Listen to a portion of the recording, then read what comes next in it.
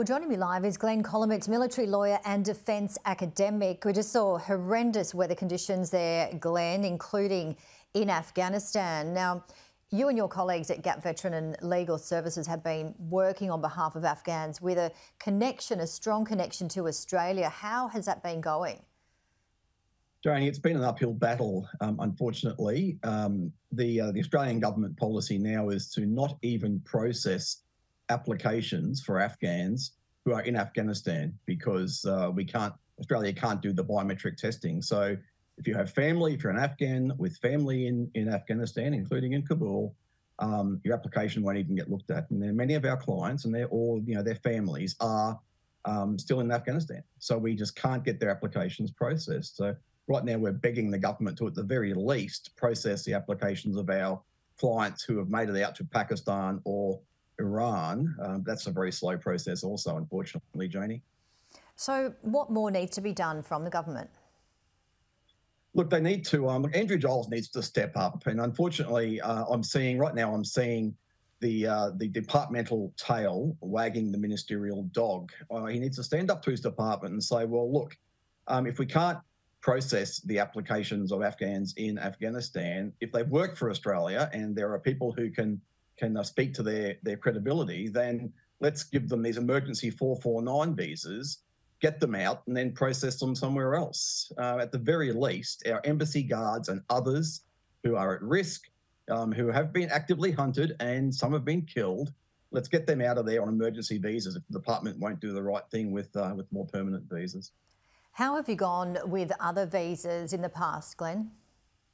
Before the election, Janie, we managed to get 3,500 and closer to 4,000 visas and evacuations for our clients. So, of the thousands that Australia got out, many of them were our clients, and it was successful. It was a very successful operation. But since the election, that's dried up to a trickle. None in Afghanistan, no visas in Afghanistan, but we've had a handful who are in Pakistan who have been granted visas. So look, Janie, it's frustrating. We're doing this pro bono, so it's frustrating and costly, and I really feel for Afghans in the Australian diaspora who have family in Afghanistan who have put paperwork in, thinking that it's going to get processed when we know it won't be processed because that's the government policy. And what are they saying, and what are their families saying? Well, when I've told some of our clients who are in Australia that their families in Afghanistan aren't even being looked at, they're frustrated, not so angry at the government. I think they're very pleased that they're here, but they should have been told straight up that don't bother. The government's encouraging them to put their paperwork in, knowing fully well it won't even be looked at. So, we're getting as many of our people out to places like Pakistan or Iran on short-term visas with the desperate hope that the government will then expedite their processing and get them visas from those third countries, those other countries. But look, it's a fight that really we shouldn't be having. We managed to do the right thing in the past, and we should be doing the right thing again now.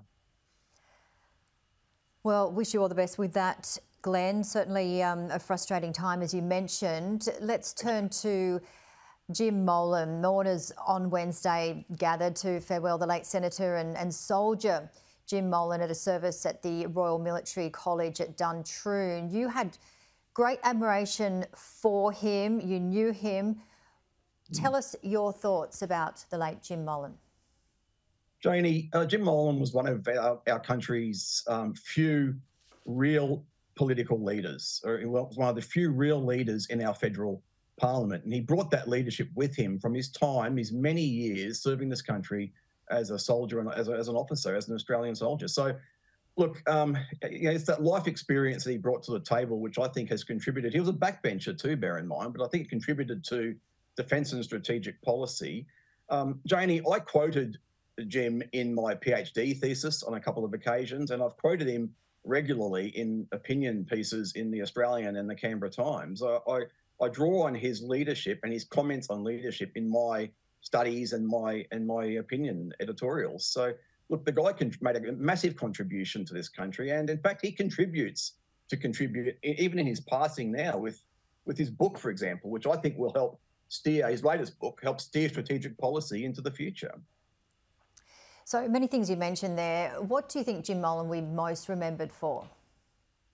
He provided some outstanding leadership in Iraq, in the coalition headquarters in Iraq. But I think his entry to politics and the contribution he made, I believe, across the chamber as a backbencher. But I like to say he was the best defence minister we never had. I'm sure his contribution to defence and strategic policy was significant, both behind closed doors and in his public advocacy, his public statements, and indeed in his publishing, in his books. But I think as a good leader, and this country has struggled with good military leadership, I have to say, over the years, I think Jim will be remembered as a good military leader and a good political leader. Well, thank you very much for your time and sharing your thoughts. Glenn Kolomeitz, always great to see you. Thanks, Janie. Cheers, mate.